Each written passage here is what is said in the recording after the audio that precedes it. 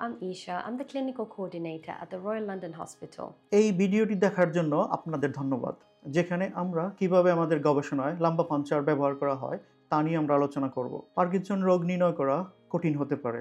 দুর্ভাগ্যবশত বর্তমানে এমন কোনো একক পরীক্ষা নেই যেখানে রক্ত পরীক্ষা যা আমাদের একটি চূড়ান্ত ফলাফল দিতে পারে। এই রোগের নির্ণয় এবং চিকিৎসা পেতে মানুষের অনেক বিলম্বের সম্মুখীন হতে হয়। Hi, my name is Kamalesh. লাম্বা পাঞ্চার বা কটিদেশীয় খোঁচা এমন একটি চিকিৎসা পদ্ধতি যার মাধ্যমে মেরুদণ্ডের নিচের অংশ থেকে সেরেব্রোস্পাইনাল ফ্লুইড অর সিএসএফ নামের একটি পরিচিত তরলের নমুনা নেওয়া হয়। এটি একটি সাধারণ মস্তিষ্ক ও স্নায়ুতন্ত্রের রোগ নির্ণয় বা চিকিৎসার জন্য ব্যবহার করা হয়। গবেষণায় দেখা গেছে যে মস্তিষ্ক এবং মেরুদণ্ডের চারপাশে থাকা তরল, যা সেরেব্রোস্পাইনাল ফ্লুইড নামে পরিচিত, তা একটি ছোট নমুনা নেওয়া পার্কিনসন রোগের নির্ণয়ের জন্য খুবই কার্যকর পরীক্ষা হতে পারে। যদি মস্তিষ্ক কোনোভাবে ক্ষতিগ্রস্ত হয় বা ব্যাহত হয়, এ তরলে পরিবর্তন ঘটে। এই তরলের পরীক্ষা করা আমাদের পার্কিনসন রোগে আক্রান্ত ব্যক্তিদের মস্তিষ্কে কী ঘটছে তা বুঝতে সাহায্য করতে পারে এবং পার্কিনসন রোগের নির্ণয় এবং চিকিৎসা পদ্ধতি উন্নত করতে সহায়ক হতে পারে। এটি করার মাধ্যমে আশা করা যায় যে তারা কিছু চিকিৎসা বা এমন কিছু খুঁজে পাবে যা রোগের নির্ণয় এবং চিকিৎসা সহজ করবে। Hello there, my name's Dr. David Gallagher. I'm consultant neurologist here at Royal London Hospital. Cerebrospinal fluid একটি ছোট নমুনা নেওয়ার প্রক্রিয়াটি লাম্বা পাঞ্চার নামে পরিচিত। এটি একটি খুব সাধারণ পরীক্ষা যা আমরা নিয়মিতভাবে ব্যবহার করি বিভিন্ন রোগের জন্য, যেমন মাল্টিপল স্ক্লেরোসিস, ইমিউনোসিস রোগ, ডিমেনশিয়া। এই ভিডিওতে আমরা গবেষণা লাম্বা পাঞ্চার ব্যবহারের বিষয়ে আলোচনা করব। তবে সময়ের সাথে আমাদের বিশ্বাস যে একটি পার্কিনসন রোগের নির্ণয়, চিকিৎসা এবং ব্যবস্থাপনার জন্য একটি সাধারণ পরীক্ষা হয়ে উঠবে। আমি অবশ্যই এটি সুপারিশ করব। আমার মনে হয় ভবিষ্যতে রোগীদের সাহায্য করার জন্য আমরা যা কিছু করতে পারি তা দারুণ, এবং এটি করার একটি সহজ প্রক্রিয়া। এটি বেদনাদায়ক ছিল না এবং আমি নিজে এটি করতে পেরে খুশি। Hello, my name is Caroline Gudu, and I'm the Parkinson's clinical nurse specialist. লাম্বা পাঞ্চার পরীক্ষাটা হসপিটালে করতে হয়, আর এই পরীক্ষাটা করতে 20 মিনিট লাগে।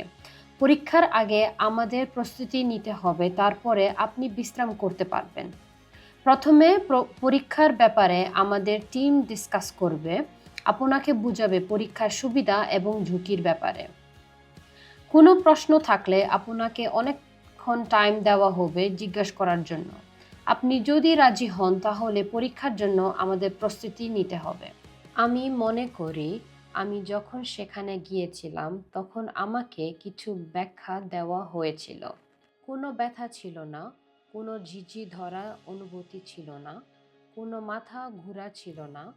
আমি সত্যি হাসপাতালে থেকে হেঁটে বের হয়ে ট্রেনে উঠে বাইরে ফিরে গিয়েছিলাম। আমি আমার নিতম্বে বেশি ব্যথা অনুভব করছি। আপনার মেরুদণ্ডের অনেকগুলো হাড় দ্বারা তৈরি, যেগুলোকে ভার্টিব্রা বলা হয়। আমরা এই হাড়গুলোর মধ্যে ফাঁকা স্থানে পৌঁছাতে চাই। এর জন্য সবচেয়ে ভালো উপায় হলো আপনার বাম দিকে শুয়ে থাকা, মাথা এবং পা ভাঁজ করে রাখা, যাতে মেরুদণ্ডের হাড়গুলির মধ্যকার ফাঁকা জায়গাগুলি খোলা থাকে। যদি শুয়ে থাকা অবস্থা আপনার অসুবিধাজনক হয় তাহলে আমরা আপনাকে সোজা হয়ে বসতে বলব, সামনের দিকে একটু ঝুঁকে এবং আপনার থুতনি ভাঁজ করে রাখতে বলব। যখন আপনি আপনার অবস্থানে স্বাচ্ছন্দ্য বোধ করবেন, আমরা আমাদের হাত দিয়ে মেরুদণ্ডের হাড়গুলির মধ্যে সবচেয়ে উপযুক্ত স্থানটি খুঁজে বের করি। এরপর আমরা সেই এলাকাটি পরিষ্কার করি এবং এটি অবশকারী ওষুধ দিয়ে প্রয়োগ করি।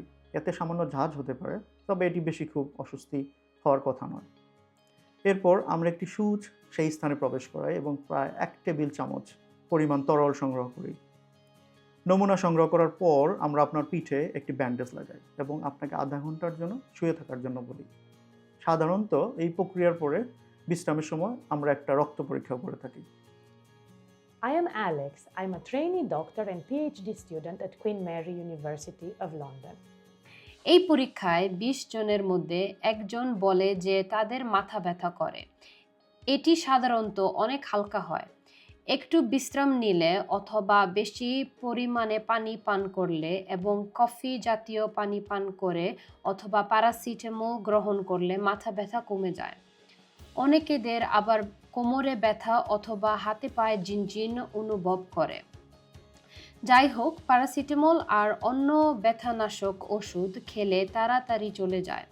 এগুলি প্রতিরোধ করার জন্য আমরা আপনাকে বলবো 30 মিনিটের জন্য রেস্ট করে ঘরে যাওয়ার জন্য। একদম কোনো সমস্যা হয়নি। আমার মনে হয় পরের দিন আমার পিঠটা একটু শক্ত ছিল, কিন্তু একদমই কিছু গুরুতর ছিল না। আমি এ নিয়ে চিন্তা করতাম না। এটি একদম সহজ একটি পদ্ধতি, খুবই সহজ এবং ব্যথাহীন একটি পদ্ধতি। আমি মনে করতে পারি এটা কিছু নাটকীয় ছিল না। Hello, my name is Natalie Donko and I am the research assistant. ডক্টররা পরীক্ষা করার পরে আমি হসপিটালে এসে এই স্যাম্পল নিয়ে যাব ল্যাবরেটরিতে। তারপরে আমি আপনাকে এই পরীক্ষার স্যাম্পল নিয়ে কি করি তার একটি ভিডিও দেখাচ্ছি। পরীক্ষার স্যাম্পল নিয়ে একটা মেশিন ঘুরায়া, কেননা স্যাম্পল থেকে ভারী কণা অপারেশন করতে। তারপরে আমি পরীক্ষার স্যাম্পল ট্রান্সফার করি, যাতে সমস্ত অগ্রহের অণু রয়েছে। ছোট টিউবে এই অ্যানালিসিস জন্য প্রস্তুত করি। স্যাম্পলগুলো স্টোর করে হবে ততক্ষণ যতক্ষণ না আমি বায়োমার্কার অ্যানালিসিসের জন্য পাঠাই।